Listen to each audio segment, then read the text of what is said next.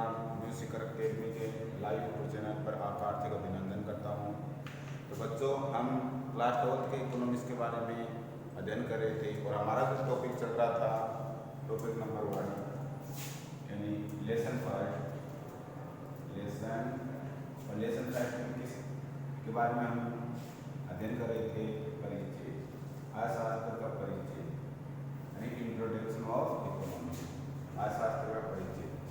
तो आज इसी फर्स्ट लेसन में हम जो नेक्स्ट टॉपिक जो पढ़ने जा रहे हैं वो हमारा रहेगा उत्पादन संभावना वक्र। उत्पादन संभावना वक्र, जिसको बोलते हैं पीपीसी या फिर पीईएस यानी उत्पादन संभावना वक्र। पीपीसी प्रोडक्शन पॉसिबिलिटी कर्व है, यानी इसका हम इसको इंग्लिश में क्या बोल सकते हैं? पीपीसी प्रोडक्शन पॉसिबिलिटी कर्व है। देखिए क्या होता है उत्पादन संभावना वक्र। इससे पहले हमने आर्थिक समस्याओं के बारे में अध्ययन किया था, तो वो आर्थिक समस्याओं से रिलेटेड हमारा ये कर्व है। अगर हम इस कर्व को समझ जाएंगे तो आर्थिक समस्याओं के बारे में कुछ मतलब उसको कर्व के माध्यम से हम उसको जान सकेंगे। तो जो हमारी आर्थिक समस्या थी कि एक जो मनुष्य या समाज होता है उसके सामने आर्थिक समस्या होती है कि उसको मतलब जैसे कौन सा प्रोडक्ट है उसको कितना उत्पादन करना है और कितनी मात्रा में करना है, यानी उसको ऐसे सोचता है कि मुझे क्या उत्पादन करना है और कितनी मात्रा में। और मैंने बताया था आर्थिक समस्याओं में कि हमारे पास जो आवश्यकताएं होती है, यानी जो आवश्यकताएं होती है वो तो क्या होती है? असीमित होती है। इससे पीछे वाले पाठ में हमने इसी के बारे में अध्ययन किया था, यानी जो आवश्यकताएं हैं वो असीमित होती है और इन आवश्यकताओं को पूरा करने के लिए जो साधन होते हैं, यानी जो हमारे पास संसाधन उपलब्ध है जैसे पूंजी, श्रम, ये सभी क्या है?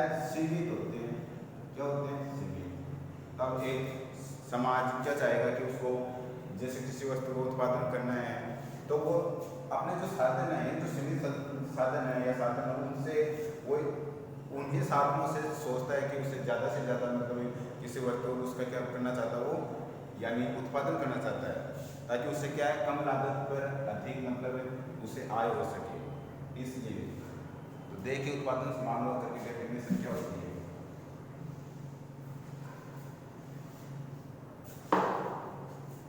देखिए उत्पादन संभावना वक्र का अर्थ या परिभाषा, दो वस्तुओं के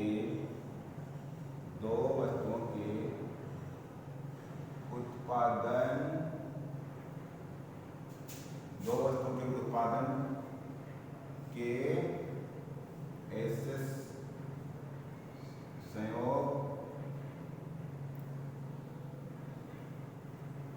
दो वस्तुओं के उत्पादन के ऐसे संयोग जिसके प्रत्येक संयोग, यानी दोनों वस्तुओं के उत्पादन के ऐसे संयोग जिसके प्रत्येक संयोग पर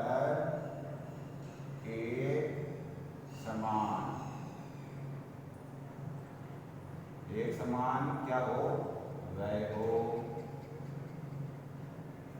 वह हो उसे हम किस नाम से जानेंगे? उसे हम उत्पादन संभावना वक्र कहते हैं। अब देखिए, यानी दो वस्तु हमारे पास होती है, एक समाज के उसके सामने मान लो दो वस्तुओं को से उत्पादन करना है और वो उसके पास जो आमदनी होती है वो ऐसे चाहता है कि उसके पास जो आमदनी है उसी से दोनों वस्तुओं का क्या है, या तो किसी एक वस्तु पे वो एक्सपेंड करे या फिर अगर उससे दोनों वस्तु क्वांटिटी को अगर मान लो जैसे उत्पादन करना तो वो दोनों पर क्या है? समान व्यय करेगा ताकि उससे क्या हो, यानी अधिक से अधिक जैसे उसको लाभ हो। तो अब देखिए डेफिनेशन एक बार फिर समझिए, दो वस्तुओं के उत्पादन के ऐसे संयोग जिसके प्रत्येक संयोग पर एक समान व्यय हो उससे क्या कहते हैं, उत्पादन संभावना वक्र।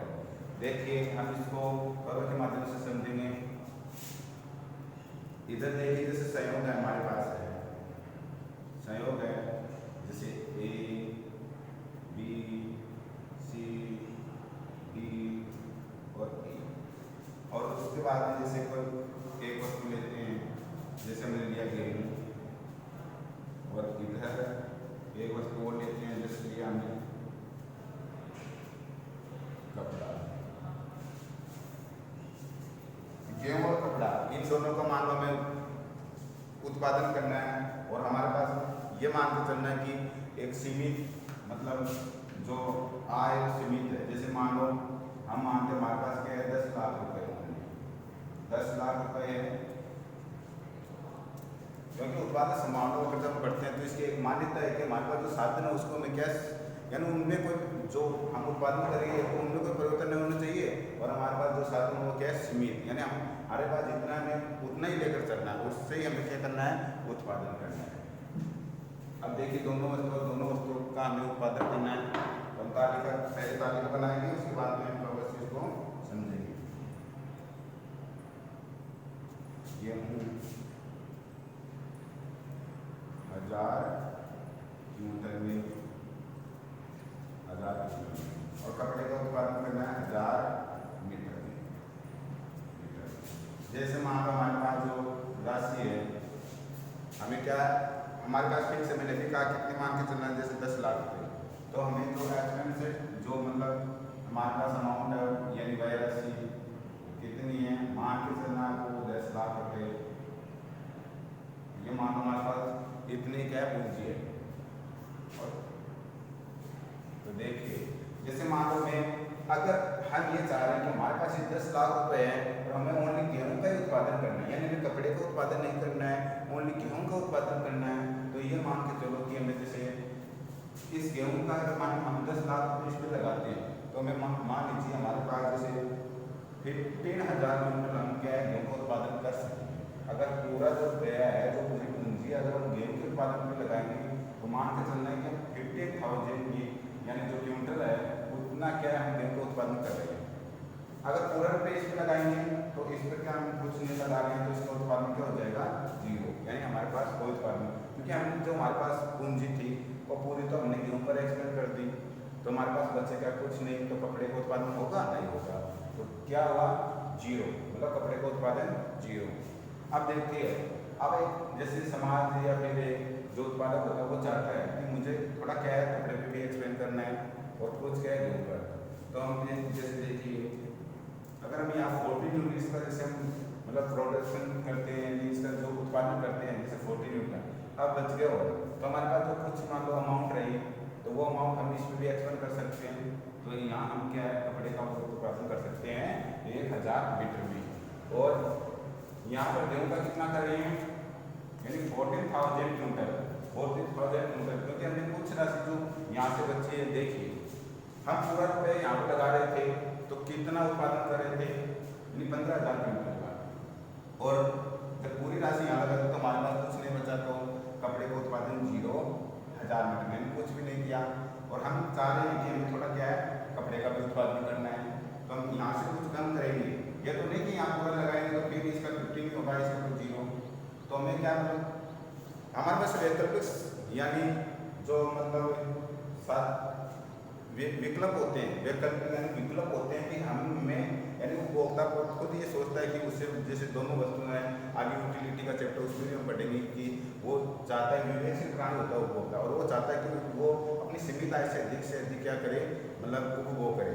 वैसे यहाँ उत्पादक क्या चाहेगा कि उसके पास जो मतलब उसके पास जितने वो व्यय की राशि है जैसे 3 लाख रुपये, तो वो इन दोनों वस्तुओं पर समान व्यय करना चाहता है, तभी तो मैंने यहाँ कहा था वो एक समान व्यय हो, यानी इसके प्रत्येक संयोग पर एक समान व्यय हो, और यहाँ पर देखिए अगर पूरा रुपये 3 लाख रुपये जिस पे लगाए तो खर्चा तो उतना ही होगा ना 10 लाख रुपये का, और अगर यहाँ देखिए इसकी 14 की तो इसने कम कर दिया, बाकी जो रुपये बचा वो इस पे, तो कपड़े की जो मतलब हम कितना कपड़ा उत्पादन कर रहे हैं 1000 मीटर, तो यहाँ पर भी जो व्यय की राशि वो समान रहेगी, ऐसे हम यहाँ कम कर रहे हैं। देखिए आगे से हमें 12,000 क्विंटल गेहूं का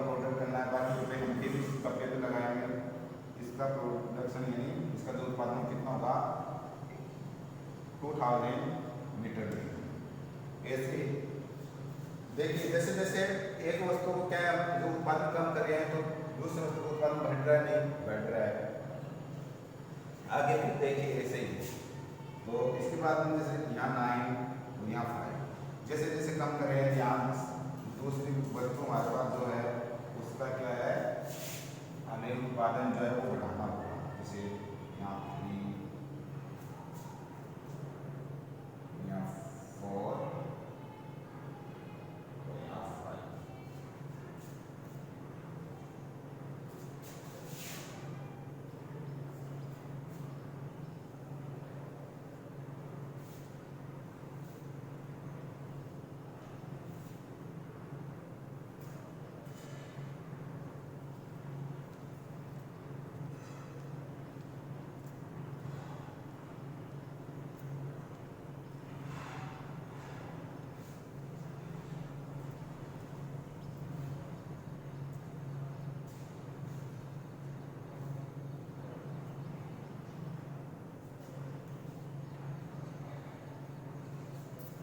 देखिए आएगा नहीं तो एक बार ऐसा कुछ करते हैं।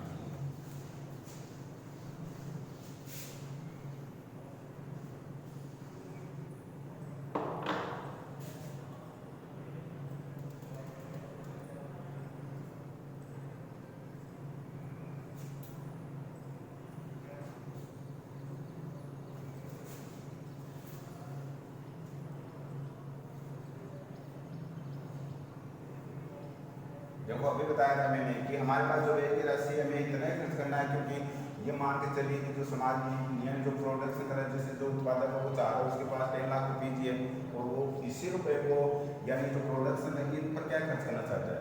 अगर वो पूरा रुपया जैसे मान लो गेहूँ पे लगाएगा तो गेहूँ की कितनी मतलब यूनिट्स वो उत्पादित कर पाएगा, 15,000 क्विंटल में। और मान लीजिए वो ये चाहता है कि उसे चलो कुछ कपड़े का भी उत्पादन करना है तो वो इसकी यूनिट कम करेगा, जैसे 40। वो तो यहाँ पे जो बच गया जो रुपया वो किस पे खर्च करेगा, कपड़े पे। तो कपड़े की यूनिट्स क्या हो गई 1 यानी 1000 मीटर। ऐसे वो कम करता जाएगा, एक वस्तु के उत्पादन में कमी करेगा तो जो रुपया बचेगा वो कपड़े पर लगाएगा, क्योंकि उसके पास अब क्या है कुछ पैसा बच रहा है। तो यहाँ पर देखिए डॉलर के बाद में जैसे 9,000 क्विंटल में अगर गेहूँ का उत्पादन करना चाहेगा तो जो अब है तो कपड़े का उत्पादन बढ़कर कितना हो जाएगा 3,000 मीटर।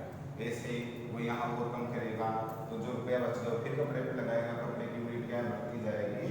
और इधर जैसे मान लो वो चाहता है उसे पूरा रुपया वो खर्च करना है कपड़े पर ही, तो वो इसकी कितनी यूनिट कर पाएगा 5,000 मीटर। और यहाँ क्या होगा गेहूँ का उत्पादन नहीं करेगा, क्योंकि वो चाहेगा कि उसे पूरा जो रुपया वो किस पे लगाना कपड़े पर। तो ये जो व्यय की राशि है वो क्या आएगी समान। अब देखिए इसको कर्व के माध्यम से समझते हैं, उत्पादन संभावना वक्र। इधर देखिए ये हमारी यानी जो वर्टिकल लाइन है वो ये जो हॉरिजॉन्टल, और यहाँ x, यहाँ y, यहाँ g। अब देखिए गेहूं है, हमें गेहूं को यानी यहाँ लिखते हैं गेहूं यानी वेट, और यहाँ कपड़ा क्लॉथ।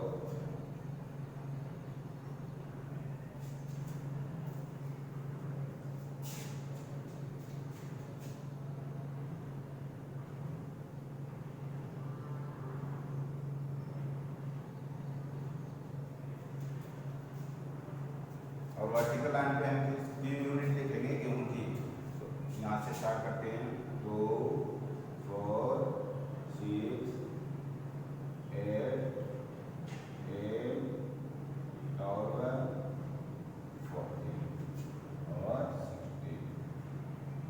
अब देखिए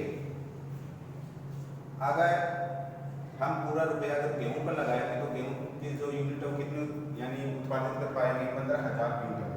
तो यहाँ देखिए गेहूं का देखिए यहाँ जो यानी पूरा जो हमारे पास जो राशि है वो पूरा गेहूं पर लगाएंगे तो गेहूं की कितनी हम यूनिट्स उत्पादन कर पा रहे थे 15,000। देखिए यहाँ 40 और यहाँ आएगा 50। ये पहला अपना क्या हो गया सहयोग ए, तो इसको नाम देते हैं ए। अब देखिए सेकेंड, अगर वो गेहूं की यूनिट जैसे कम करना चाहेगा तो जैसे इसकी यूनिट कम करेगा तो जो रुपया बचेगा वो किस पे लगाएगा, कपड़े पे। वो कपड़े की यूनिट कितनी कर पाएगा, 1000 मीटर। अब देखिए ये कपड़ा है, इसके 1000 मीटर। गेहूं की कितनी यूनिट्स है, 40। ये गेहूं की कितनी है, 40। इसके बाद में गेहूं की टावर यानी कपड़े की 2 यूनिट पर गेहूं की टावर यहाँ आइए यहाँ। और फिर गेहूं की जैसे वो मतलब इंक्रीजिंग करेगा उत्पादन में, तो ये 3 और गेहूं की कितनी कर पाएगा, 9। तो ये 3 और ये यहाँ 10 से ये 9। और देन आफ्टर कपड़े की 4 और जो गेहूं है उसकी 5। ये क्लोथ है, क्लोथ की 4 और गेहूं की 5। ये यूनिट मतलब जो है वो उत्पादन कर पाएगा। और नेक्स्ट जब अगर पूरा रुपया कपड़े पे लगाता है तो कपड़े की कितनी यूनिट उत्पादन कर पाएगा, 5000 मीटर और गेहूं की 0। तो ये देखिए कपड़े की 5 और गेहूं की 0। अब ये हमारे पास क्या बन गया, एक करो बन गया। इसको हम मिलाते हैं यानी संयों को मिलाने में जो करो बनता है वही क्या होता है, उत्पादन संभावना वक्र।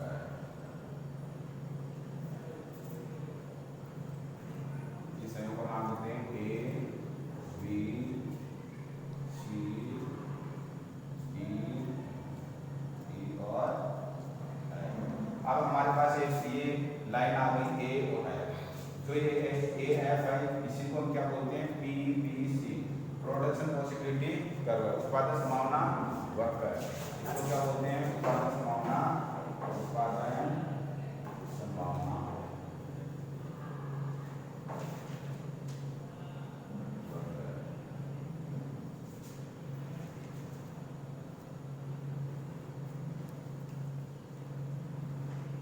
देखिए आगे अब 1 मिनट के ये वाला इरेज कर देता हूँ।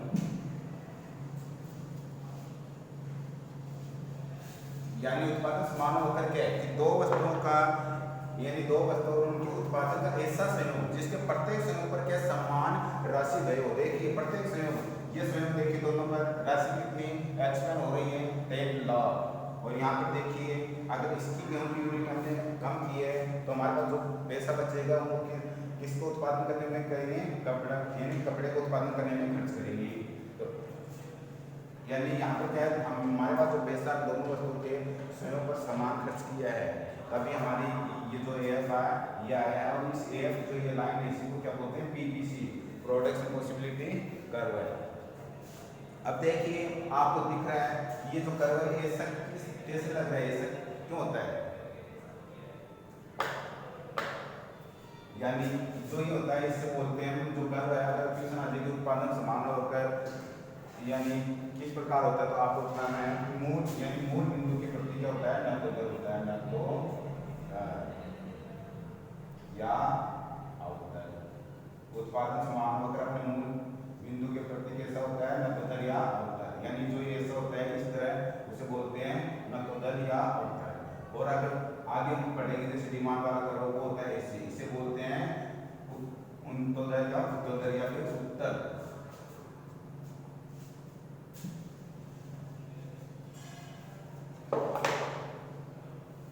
यानी ये जो नक्कोदर होता है मूल बिंदु प्रति जैसे कॉन्केव टू द ओरिजिन।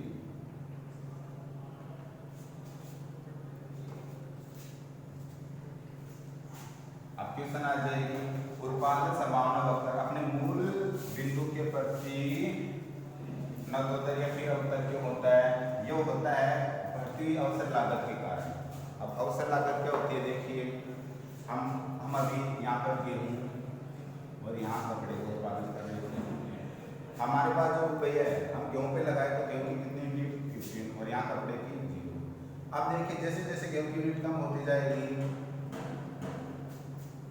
वैसे वैसे कपड़े की यूनिट्स क्या है, इंक्रीजिंग होती जाएगी यानी बढ़ती जाएगी।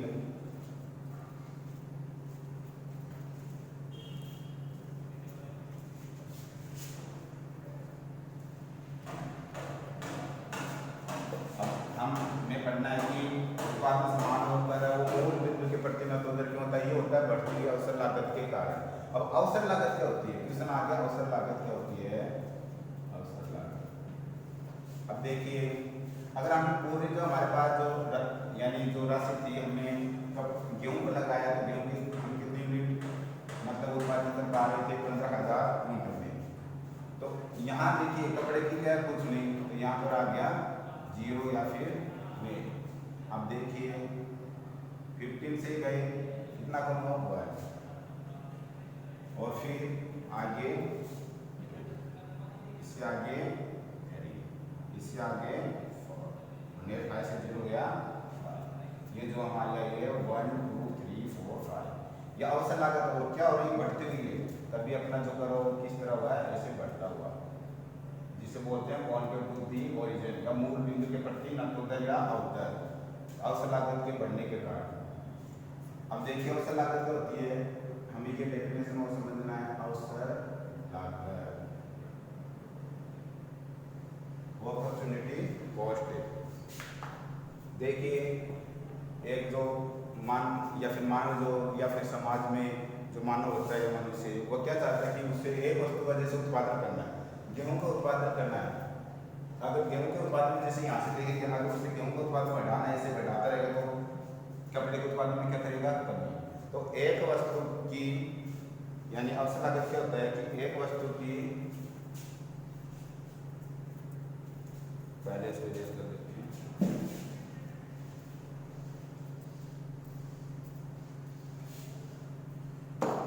देखिए अवसर लागत क्या होती है, एक वस्तु की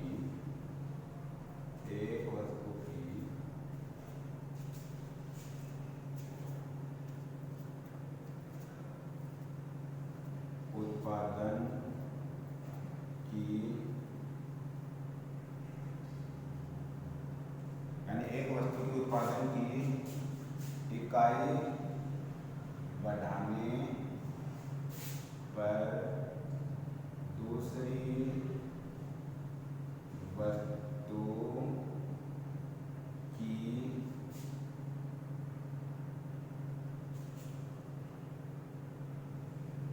उत्पादन की इकाइयों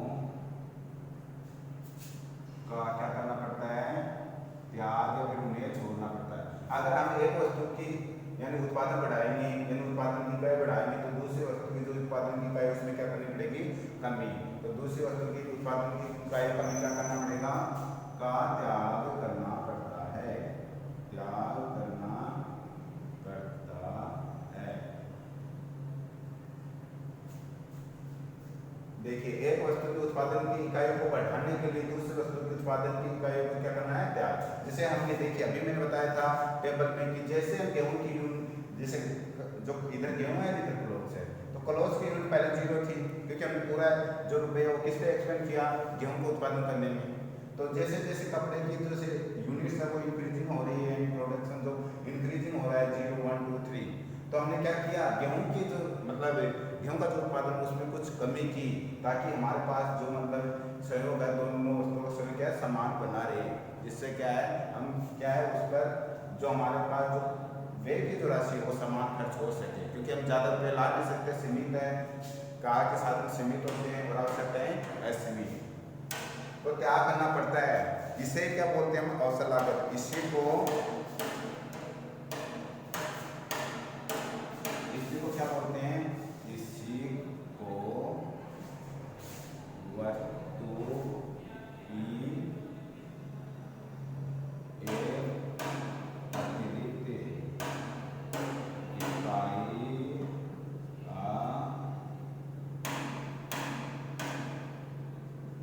उत्पादन करने की अवसर लागत कहते हैं। देखिए एक वस्तु की उत्पादन की इकाइयों को बढ़ाने पर दूसरी वस्तु की उत्पादन की इकाइयों का त्याग करना पड़ता है, इसी को वस्तु की एक अतिरिक्त इकाई का उत्पादन करने की क्या कहते हैं अवसर लागत, अपॉर्चुनिटी कॉस्ट। देखिए अब मैंने बताया कि जो उत्पादन समानों अगर PPC है, देखिए यहाँ देखिए जो AF यानी ए से एफ जो मतलब लाइन है इसी को किस नाम से जानते हैं, पीबीसी, प्रोडक्शन पॉसिबिलिटी कर्व, उत्पादन संभावना वक्र। और ये वक्र मूल बिंदु के प्रति कैसा होता है, नतोदर होता है।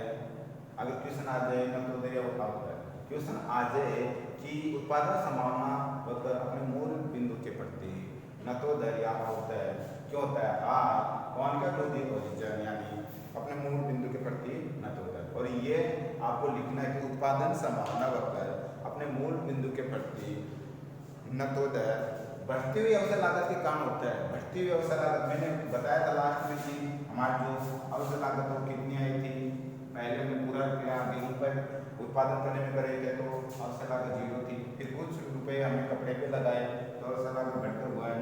फिर हमने गेहूं के उत्पादन में और कमी की, कपड़े का उत्पादन बढ़ाया तो अवसर लागत क्या हुई, बढ़ती हुई हो, यानी बढ़ती हुई। हम इसको क्या देख रहे हैं, 0 1 2 3 4 5, यहाँ अवसर लागत क्या हो रही है, बढ़ती हुई है। इसी के कारण अपना जो उत्पादन संभावना वक्र है यानी पीबीसी है वो क्या हो रहा है, मूल बिंदु के प्रति नतोदर या अवतर। अब देखिए यहाँ उत्पादन संभावना वक्र है। अब मान लीजिए इस उत्पादन संभावना वक्र पर जो ये सभी बिंदु ये क्या है, यहाँ सभी संयोग क्या है, समान संयोग है और सभी संयोगों पर क्या है, समान रुपये खर्च हो रहा है। जैसे पहले संयोग देखिए यानी गेहूं की जो यूनिट है वो 15,000 और उसके बाद में डॉलर, फिर यहाँ पर 9 और फिर 9 5 यहाँ 5 और 0। अब देखिए अगर आपको एग्जाम में पूछा जाए कि जो ये उत्पादन संभावना वक्र है, अगर इसके अंदर कोई बिंदु दे रखा है तो वहां पर मतलब क्या स्थिति बनती है, या फिर बाहर अगर बिंदु दे रखा है या फिर यहाँ देखिए कोई बिंदु है तो उत्पादन संभावना वक्र इस तरह होगा। अगर बाहर कोई बिंदु है तो उत्पादन संभावना वक्र इस तरह होगा। ये क्यों होता है, तो हम इसी के बारे में जानेंगे। अगर उत्पादन संभावना के अंदर और बाहर जो बिंदु हो तो वो क्या स्थिति, यानी क्या स्थिति को दर्शाते हैं, कौन सी स्थिति को दर्शाते हैं, हम उसके बारे में जानेंगे। अभी मैंने बताया था यहाँ पर ये वर्टिकल वाई, ये हॉरिजॉन्टल लाइन और यहाँ है जीरो, यहाँ हमने इसकी मात्रा दर्शाई थी गेहूं की, यानी और यहाँ पर कपड़े की यानी क्लोथ्स। अब देखिए यहाँ से ए संयोग से ए से हमारे क्या बन रहा था, ये हमारा बन रहा था ए एफ उत्पादन संभावना वक्र, P B C production possibility curve. अब मैंने कहा अगर कोई बिंदु अंदर जैसे यहाँ है और कोई बिंदु बाहर जैसे यहाँ है, अगर अंदर और बाहर कोई बिंदु है तो क्या कौन सी स्थिति दर्शाते हैं, जिससे पहले हम पढ़ते हैं बी सी, ये हमारा अभी जो हमने उत्पादन संभावना वक्र के बारे में जो पढ़ा है इस तरह का। तो अगर यहाँ पर कोई बिंदु जैसे यहाँ कोई बिंदु आर दे दिया कोई एग्जाम में, तो यहाँ पर एस दे दिया, ये पूछता है कि आर को क्या स्थिति दर्शाता है, तो आर यहाँ यानी जो हमारे पास साधन है, साधनों की अकुशलता को दर्शाता है, अर्थात बेरोजगारी की स्थिति को दर्शाता है। क्योंकि अंदर है इसका मतलब हमारे पास जो साधन है वो मतलब पूरी तरह से पूर्ण नहीं है, पूर्णतः हम उसका क्या है यूज नहीं ले रहे हैं सही तरीके से, तो कैसी कंडीशन बनती है इस तरह की। और ये कंडीशन क्या दर्शाती है, शास्त्र में बेरोजगारी की स्थिति को दर्शाती है, क्योंकि यहाँ साधनों का किस तरह उपयोग हो रहा है अकुशल, या फिर हमारे पास मान लीजिए श्रम नहीं है सही तरीके से, तो ऐसी स्थिति आएगी। और अगर पूछ लिया जाए जो ये बाहर जो उत्पाद संभावना वक्र के बाहर का बिंदु है क्या मतलब प्रदर्शित कर रहा है, तो हमको बताना है कि हमें तकनीकी को स्थिर मानना है, टेक्नोलॉजी उसमें कोई चेंज नहीं होना है, वो क्या है स्थिर मानना है।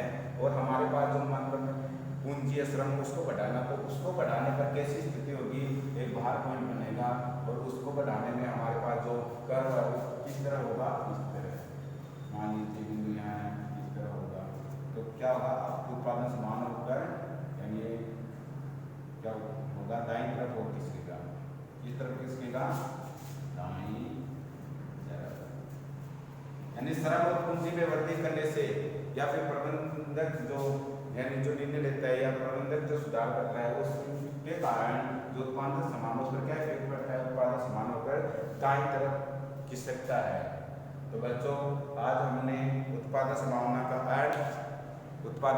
का अर्थ और अवसर लागत और कर्व किस तरफ से है, उत्पादन संभावना के अंदर कोई बिंदु है, बाहर बिंदु को क्या प्रदर्शित करता है, इसके बारे में हमने अध्ययन किया है। और बाकी यानी आगे का जो परिचय का कुछ ही बचा है अर्थव्यवस्था के बारे में, वो टॉपिक हम कल करेंगे। तो थैंक्स दोस्तों, और हमारे चैनल को ज़्यादा से ज़्यादा लाइक करें, शेयर करें और सब्सक्राइब करना ना भूलें और बेल आइकन पर क्लिक करें ताकि आज भावी वीडियो आपको क्या जल्दी क्या है मिल सके या प्राप्त हो सके। थैंक्स।